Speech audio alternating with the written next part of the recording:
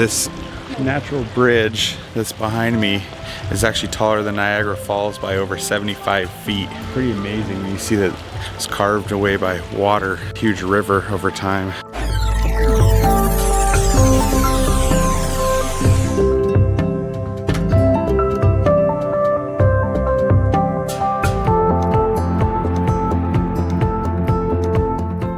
They always impress just to imagine what the force and time it took to create something so huge as this.